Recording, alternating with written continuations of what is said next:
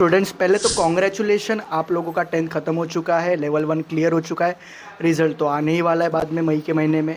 लेकिन उसके पहले जो हमारे पास समय है, उसमें कॉमर्स को लेके क्लियरिटी मैं यहाँ पे देना चाहूँगा। देखिए, सबसे पहले तो 11th-12th कॉमर्स 2 ईयर का जो प्लान है, उसको हम समझते हैं। देखिए, 4 सब्जेक्ट कंपलसरी है, उसमें अकाउंट्स है, एसपी है, ओसीएम है और एक है इकोनॉमिक्स। अकाउंट्स में आपको बिजनेस के ट्रांजैक्शन कैसे होते हैं और फिर टैक्सेस कैसे भरते हैं, उसके बारे में जानकारी मिलेंगी। बेसिक मैंने बस इतना बताया, बाकी डिटेल आपको कोर्स में बताऊंगा। उसके बाद एसपी है, जो कंपनी के लॉ है और उसके लिए जो गवर्नमेंट ने लॉ बनाए हैं जिसके वजह से कंपनी चलती है, वो सारी चीज़ों के बारे में पढ़ने मिलने वाला है और इसके बारे में डिटेल्स में हम कोर्स में कवर करने वाले हैं। उसके बाद एक सब्जेक्ट है ओसीएम, जिसमें आप बिजनेस मैनेजमेंट और बाकी सारी चीज़ें बिज़नेस के बारे में सीखते हो।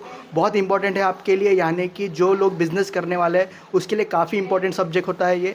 और आप किसी के पास जॉब भी करते हो तो आप किसी का ज्वाइन कर रहे हो बिज़नेस, यानी कि वो भी एक इंपॉर्टेंट पार्ट होता है कि आप किसी के बिज़नेस को मदद करके ग्रो करवा रहे हो, तो उसके लिए क्या क्या क्राइटेरिया होते हैं वो सारा जानने मिलने वाला है।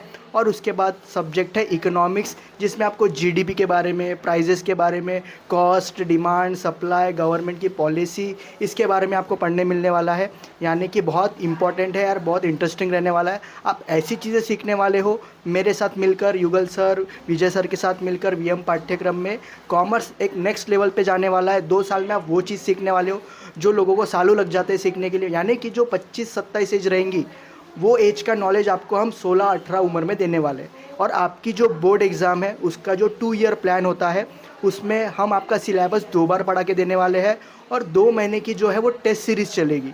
यानी कि आखिरी के जो 2 महीने रहेंगे वो टोटली टेस्ट सीरीज़ रहेंगी, 1.5 से लेकर 2 महीना, जो आपको टोटली बोर्ड एग्ज़ाम के लिए तैयार करती है, जिससे आपको कोई टेंशन नहीं रहेगी।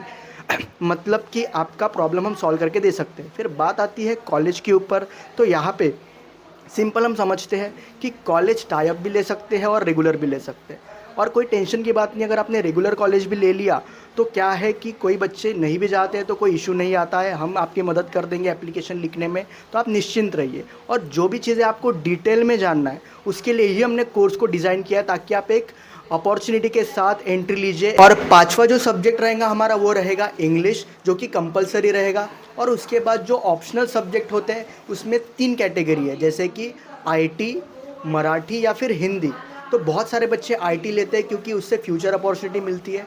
तो ये एक बेस्ट अपॉर्चुनिटी आपके लिए है कि आप एक साइंस का सब्जेक्ट भी पढ़ सकते हो जो टेक्नोलॉजी से कनेक्टेड है। यानी कोई प्रॉब्लम नहीं जाएगा, फ्यूचर ग्रोथ के लिए आप बहुत अच्छा डिसीजन लेने वाले हैं। हम आपकी पूरी मदद करेंगे, आप बिल्कुल टेंशन मत लीजिए।